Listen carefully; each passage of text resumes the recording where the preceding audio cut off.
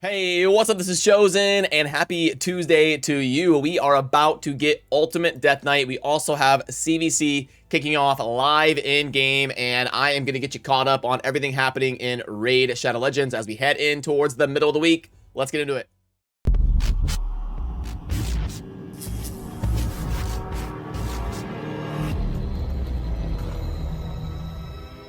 Alrighty, so right out the gate, we are about to get Ultimate Deathknight on all of our accounts as long as you have been diligent about logging in for the last few days. And I actually did a poll on the community tab of my channel if you are curious about the community's perception of Ultimate Deathknight.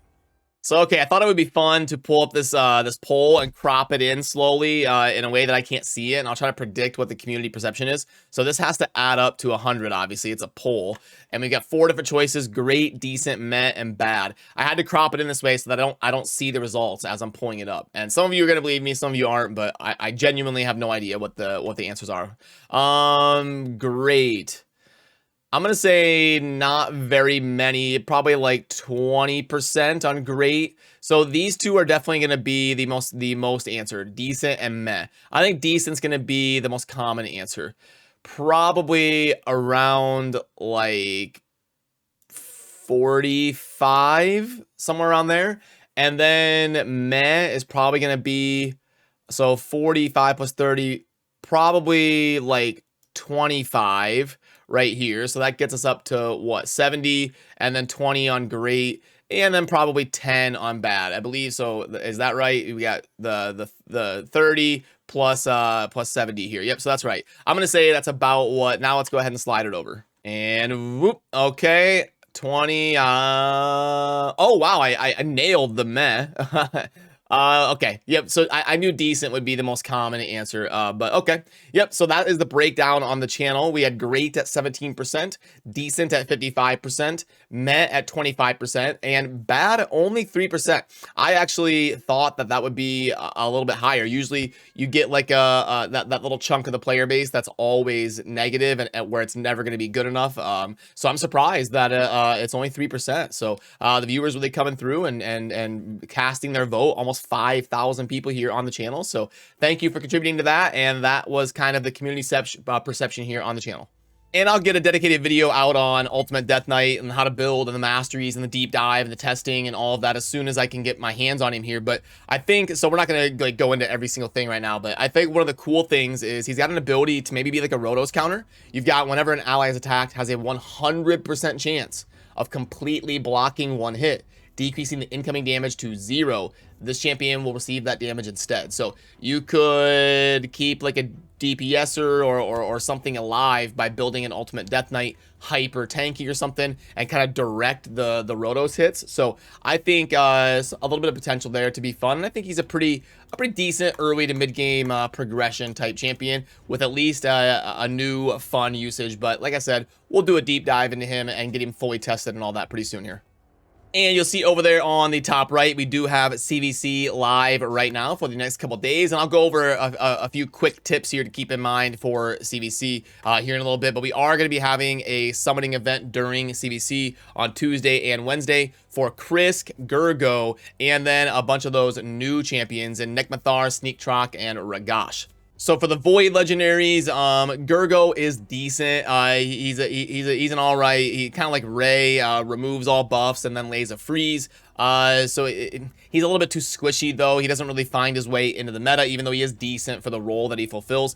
Krisk, obviously one of the best champions in the game for general utility, just to have on your account to use everywhere. So it makes sense. Like, you know the drill on my channel. I usually recommend it's best to pull overall for the long term during 2x events. But if you are an endgame player who's close to your mercy system, it's worth considering pulling for Krisk if you don't have one yet or something like that, because 10x's are way more impactful for Void legendaries than regular legendaries. If you're pulling for regular legendaries, I would hold off for a 2x for Ancients or Sacreds, or some sort of guaranteed summoning event where you get a little bit more guaranteed value and you can really chase what you're after. Unless you're in the early stages, then obviously go after the 2x, like if epics are still important to you and if like any one of 50 legendaries are still important to you. So it's going to kind of depend on where you're at for your personal account.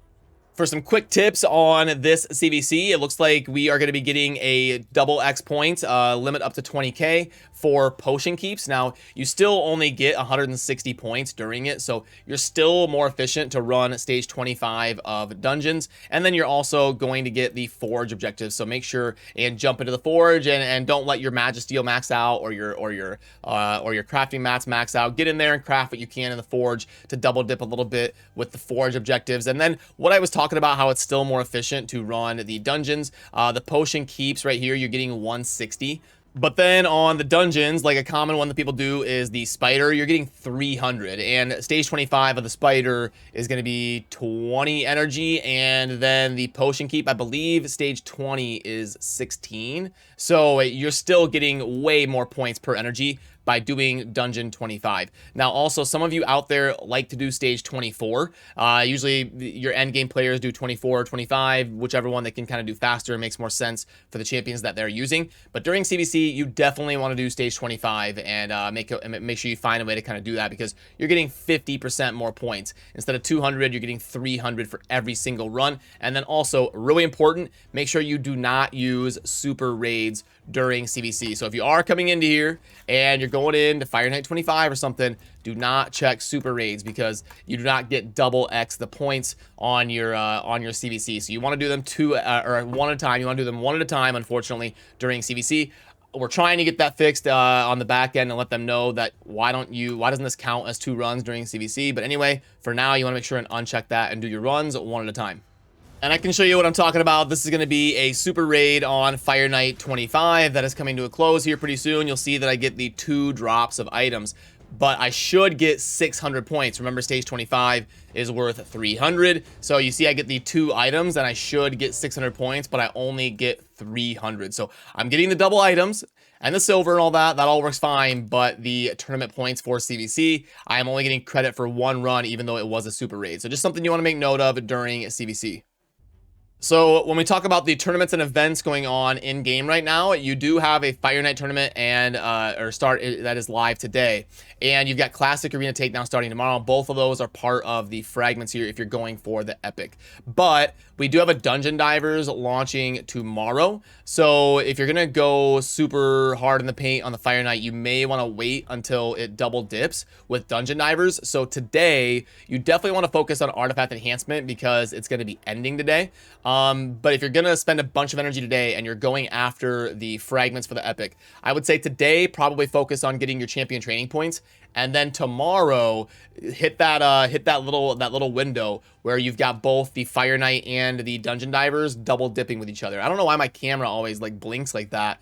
Only in raid and only when I'm swapping like into a tournament screen or an event screen. See? Like when it's loading a tournament, my camera like flickers for some reason. I have no idea why, but it only does that in raid. Like if I stream Diablo Immortal or if I'm recording or something on another game, never does it. It's only like loading a tournament in raid. Let's take a look in the shop here during CvC. So sacred packs are not going to be a recommend from me. I think if you're early game, you want to focus on ancient shards in packs. So okay, let's say if you're an early to mid game spender, you probably want to focus on like the good packs, like your monthly pack type stuff, your good value or decent value general utility packs. If you're an end game player who's a high spender, you probably want to focus on your void packs. So the sacred packs that they offer in game usually are not the best route to spend your money and won't be a recommend from me.